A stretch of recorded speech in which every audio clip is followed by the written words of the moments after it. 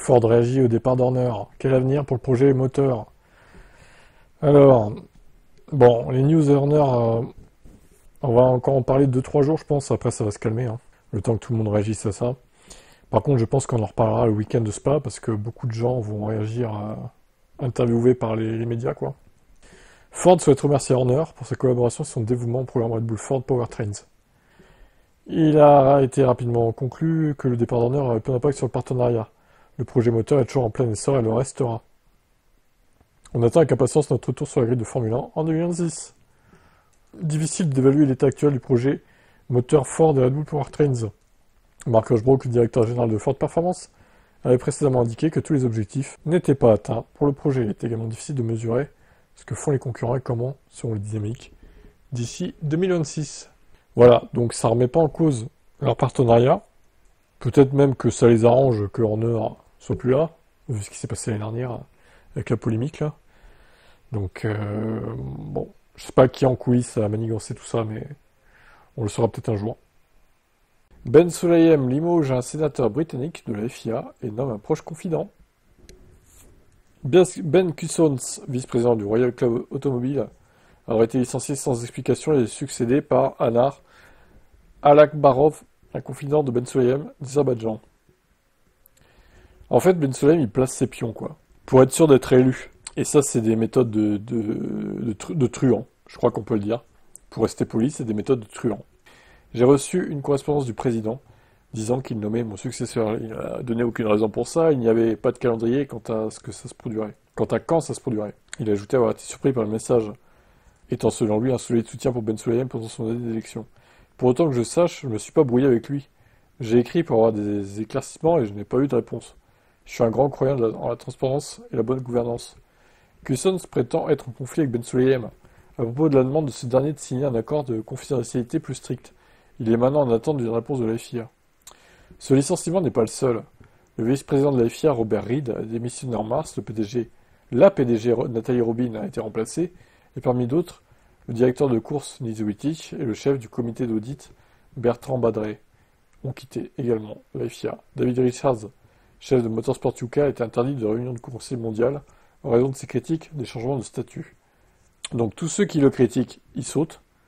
Ils gardent que des pions qui contrôlent en fait. Super. Bah ça c'est super, dis donc. Quelle belle mentalité, Ben Sulayem. De toute façon, je pense qu'il va être élu. Hein. Il va tout faire pour l'être en tout cas. Donc c'est catastrophique. Voilà. J'ai pas d'autres termes.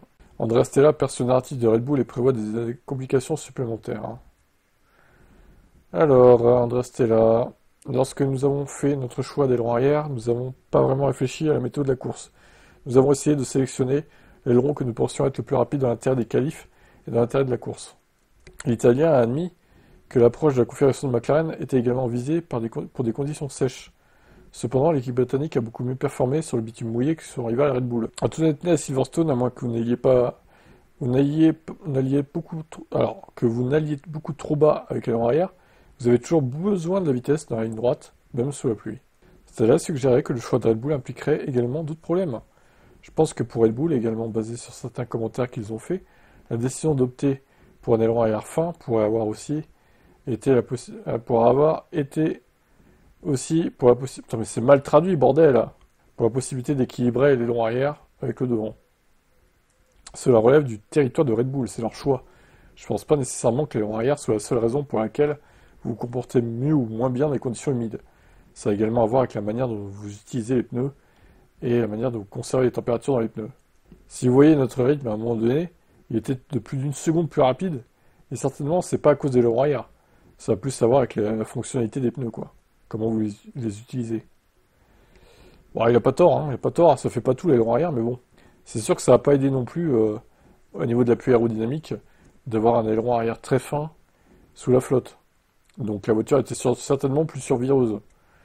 Voilà, après, ils ont payé le prix. Je pense de toute façon que la McLaren a de base plus d'appui que la Red Bull. Donc même s'ils mettent un aileron arrière un peu plus fin, ça aura moins d'incidence, quoi. Ils ont payé le prix, en tout cas, chez Red Bull, plus que chez McLaren. Marco a-t-il fait une erreur en ne signant pas Hülkenberg chez Red Bull? Il répond à ça. Qu'est-ce qu'il va dire, Helmut? Alors c'était avant que nous signions Pérez, du coup ils hésitaient entre lui et Hülkenberg, quoi.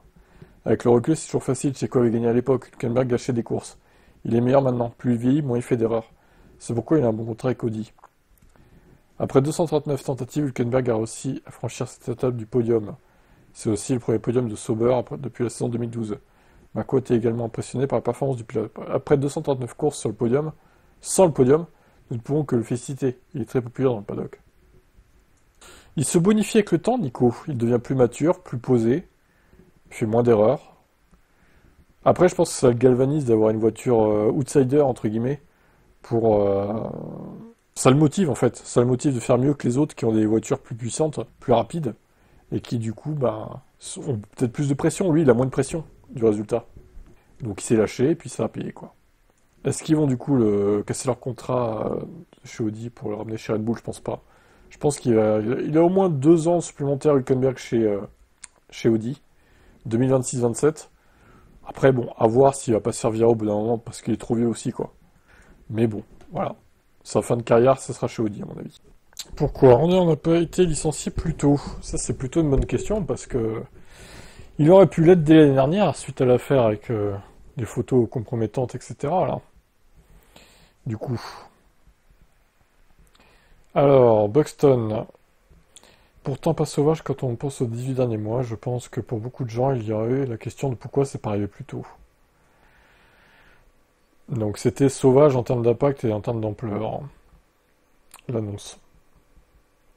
Alors que le si et le quand n'étaient pas connus jusqu'à ce que ça se produise, il y a eu une accumulation de rumeurs concernant son éviction, il y a eu des troubles et des discours au sein de l'entreprise depuis le début de 2024. Buxton admet probablement un manque de surprise, que ce soit produit, le grand choc est que Christian, pendant le plus longtemps, a été Red Bull. Il est le seul directeur d'équipe que cette équipe n'ait jamais connu. C'est vrai. D'un côté, c'est vrai, parce qu'il est là depuis le début, lui. Et il les amène à travers les bons moments, à travers les mauvais, pendant 20 ans. Donc ça va être plus qu'une simple baisse de performance. Ils ont déjà été là, ils ont déjà traversé ça. Après, encore une fois, on ne sait pas tout ce qui se passe en interne. Je pense qu'avec les Verstappen, etc., ça n'allait pas. Marco non plus. Il y a eu l'histoire l'année dernière avec la femme, non avec l'employé là, donc tout ça a fait que c'est devenu de plus en plus toxique, quoi. Il doit y avoir plus en jeu ici, je pense que c'est évident pour tout le monde. Aïe aïe aïe, bon bah voilà. Hein. En tout cas, vous me dites dans les commentaires, il va retrouver un poste dans une autre équipe. Moi je pense pas. Moi je pense que Horner et la F1 c'est terminé. Je vois pas pourquoi il reviendrait. Enfin, le mec a été viré vraiment d'une façon énorme. Où est-ce qu'il pourrait aller? Il est trop lié à Red Bull en fait, niveau image, c'est impossible qu'il aille ailleurs. Et encore moins chez Ferrari, alors là, n'importe quoi. Hein.